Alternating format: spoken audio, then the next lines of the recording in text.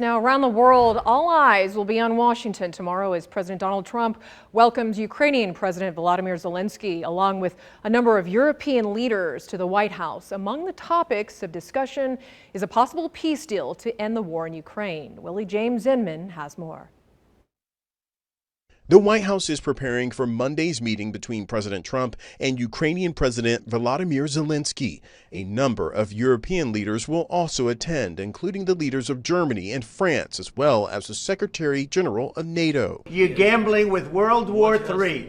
You're gambling with World War III.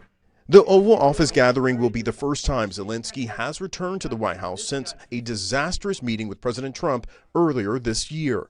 On Sunday, President Zelenskyy met with the president of the European Commission, who told reporters there can be no limits on Ukraine's armed forces or outside assistance. Ukraine must be able to uphold its sovereignty and its territorial integrity. Zelenskyy emphasized the importance of Europe and the U.S. standing with Ukraine. And it's very important that you are with us and that we speak to America and we speak together. And it's important that Washington is with us. Monday's meeting comes just 3 days after President Trump met with Russian President Vladimir Putin in Alaska, a meeting that ended with no announcement of a ceasefire. On Sunday's Face the Nation, Secretary of State Marco Rubio said President Trump is intent on achieving peace between Ukraine and Russia. Right now, this is the biggest war going on in the world. It's the biggest war in Europe since World War II.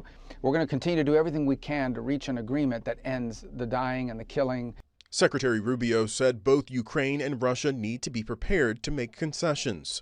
Both sides are going to have to give up something in order to get to the table, in order to make this happen. President Zelenskyy said Sunday any territorial matters should be discussed at an eventual trilateral meeting involving Russia and Ukraine, as well as the U.S. Willie James Inman, 2 News, Nevada.